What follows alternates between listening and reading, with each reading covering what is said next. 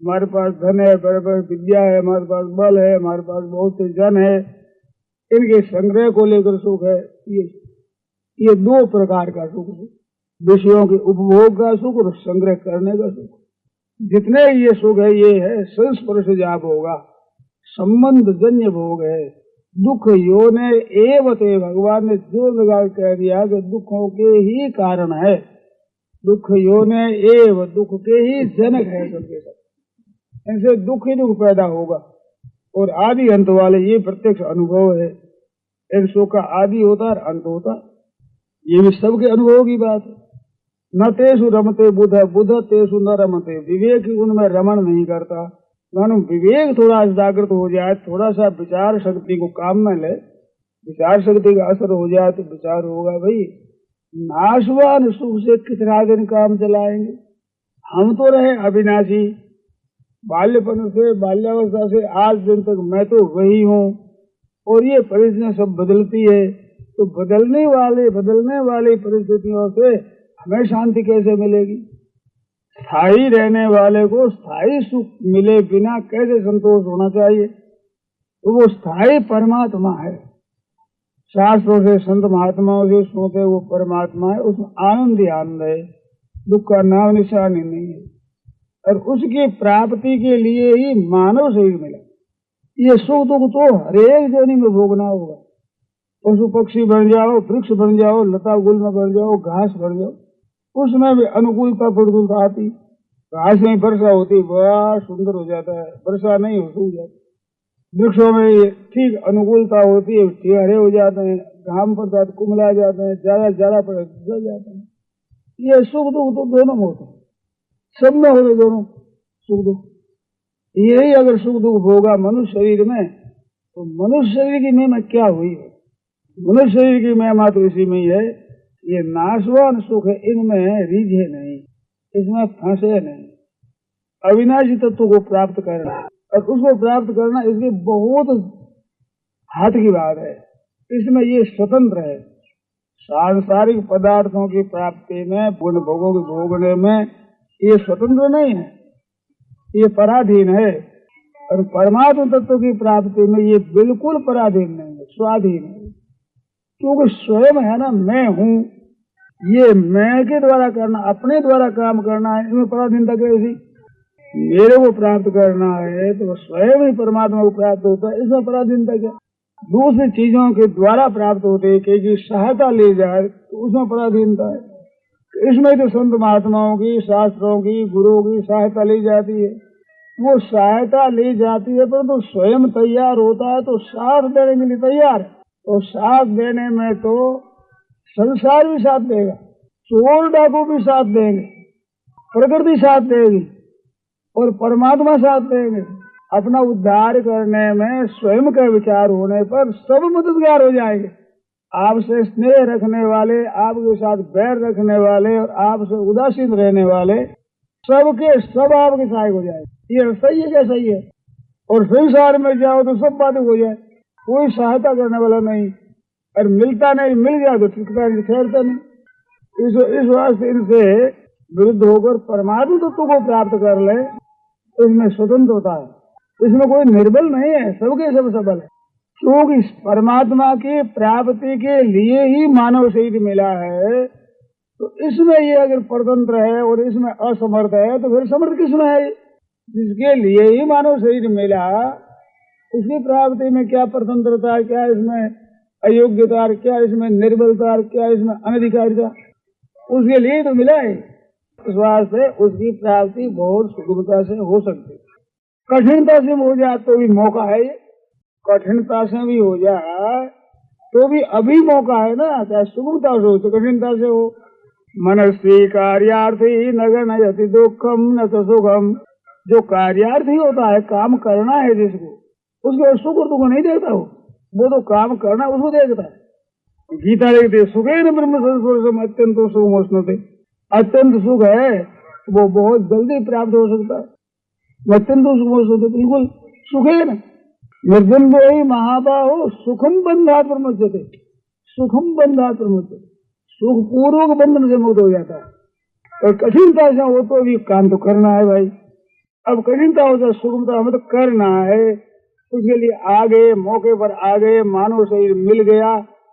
तीन चीज बहुत दुर्लभ बताते, मनुष्य शरीर मिलना और अपना कल्याण हो ऐसी इच्छा और फिर अच्छा संग। तो मनुष्य शरीर मिला हुआ है, इसलिए कुछ इच्छा है, ये तो आप हमारे सब में है ही। अब कोई ऐसा महापुरुष मिल जाए तो उसको खोज करो, उसको भी मिल जाएगा। जब दो चीज परमात्मा ने कृपा करके दी है, मनुष्य शरीर दे दिया और इधर की इच्छा भी दे दी हमारा कल्याण हो जाए, तो तीसरी बात वो भी मिलेगी। किससे मिलेगी? जिससे ये मिला है। अरे भाई, जिसने इतनी चीज दी है उसको इतना तो विश्वास रखना चाहिए, भरोसा रखना चाहिए उसका। मनुष्य शरीर दे दिया, यदि किंतु इधर की इच्छा दे दी, इधर प्रवृत्ति हमारी हो गई, अगर सामग्री नहीं दे दो। कोई भला आदमी किसी ब्राह्मण को निमंत्रण देता है और लाकर बैठा दे, आसन पर बैठा दे, जल दे दे, पत्तल सामने रख दे, इस जगह भोजन देगा कि नहीं? हम क्यों किया? अगर न देना होता तो इतना करता ही नहीं, तो देना है तभी तो किया है। ऐसे अगर हमारे को उस तत्व की प्राप्ति न होनी होती तो मनुष्य क्यों मिलता? क्यों मिलता बताओ? किस लिए मिलता?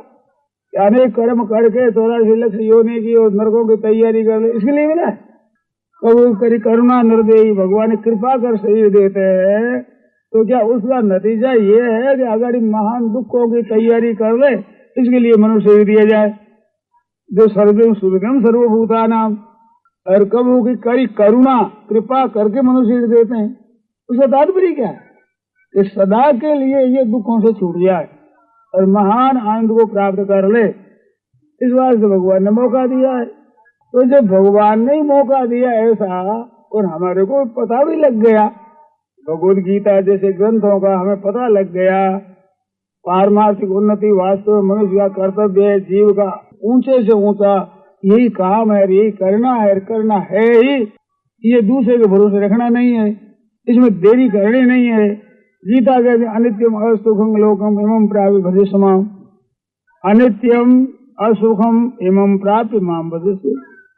देरी मत करो, अनित्य है, पता नहीं कब चले जाए प्राण। गर्भ में आता तब से लेकर 100 वर्षों की अवस्था तक कभी मर जाए, किसी वर्ष में, किसी महीने में, किसी दिन, किसी घड़ी में मर जाए, कुछ पता नहीं। ऐसा जोखिम का काम, और ये असली काम है, अभी करना है। और ये बाकी रह गया तो कौन करेगा? संसार के काम बाकी रह जाए तो दूसरा ही कोई कर लेगा। इस वास्ते भजस्व माम, जल्दी करो भैया, एक भगवान का ही भजन करो, उसको पुकारो, और कुछ भी समझ में नहीं आवे तो उसको पुकारो, हे नाथ हम क्या करें, कहाँ जावे, किस तरह से करें, तो उपाय मिलेगा। और शास्त्र हमारे सामने है, आपस में हम चर्चा करें तो इसके लिए खूब चर्चा कर सकते हैं, इस विषय में खोज करें तो हम खोज कर सकते हैं। ऐसा मौका मिला है और ये हाथों से निकल जाएगा। इस वास्ते इमं प्राप्त भजस्व माम, भगवान के तो इसको प्राप्त कर लिया तो अब मेरा भजन करो। ऐसा एक मौका है भाई, बड़ा सुंदर मौका मिला हुआ। इस वास्ते ऐसे मौका खोना नहीं चाहिए। सो परत्र दो पावई श्री ध्वनि पतिता है, ऐसा मौका खो देगा तो पश्चाताप करना पड़ा, रोना पड़ेगा, और फिर रोने का भी फायदा कुछ नहीं होगा। फिर रोने से क्या हो? अब पछताए क्या हो, चिड़िया चुग गई थी, समय चूक, फिर कहा पछताने, फिर पछताए से क्या होगा? अभी मौका है बड़ा सुंदर। अनित्य सुगम लोग भजस्व मां। तो जितने दार्शनिक पंडित हुए, बड़े बड़े महापुरुष हुए, आचार्य हुए, भक्त हुए, तत्व की जीवन मुक्त हुए, ऊंचे महापुरुष हुए, वे कहते हैं भैया संसार में सुख नहीं। उन्होंने कह दिया चाक चाक सब छाड़िया माया रस खा रहा हो, हमने देख लिया भैया, तो संसार का नमूना हमने देख लिया, अंत में इसे नुकसान के सिवाय कुछ मिलने का नहीं है, धोखा होगा। तो तुम इस देखने में भी समय बर्बाद मत करना। हम कह रहे हैं कि इस तरह से तुम अपना काम कर लो, नहीं तो भैया बड़ी मुश्किल होगी, बहुत मुश्किल होगी, और मौका चूक जाएगा, हाथों से चला जाएगा। और बहुत सा चला गया, इतना समय चला गया, अगर चेत करते तो आज हमारी ये दशा नहीं रहती। और अब भी चेत करो, गई सो कभी अब राख रही रे, जो गई सो गई। अब जितना समय बच गया है वो समय केवल भगवान में लगा दो। अनित्य माल सुगम लोकम प्राग भजस्व माम। और ये बीच में है, इधर संसार है, इधर परमात्मा है, ये सहज जा सकता है, संसार की तरफ जा सकता है परमात्मा की तरफ।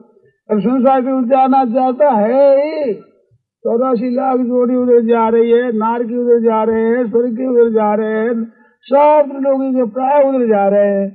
ये मानव के लिए ही विशेषता से ये बात बताई गई है। ये मौका अभी है, इस वास्ते अनित्यम असुगम लोगम प्राप्त भजे सोमा मन मना भव मत भक्तो मत त्याजी मांग नमो माम महात्मा मत कराए। सत्य हृदय से परमात्मा की तरफ लग जाओ, पुकारो। सीधी बात है, कलयुग है, नाम का जप और उसका ध्यान और प्रार्थना, नारायण नारायण नारायण नारायण नारायण। ये बात चेतावनी संबंधी प्रवचन परम पूज्य स्वामी जी महाराज द्वारा आज दिनांक 20 मई सन 1979 को उषा काल में गीता भवन नंबर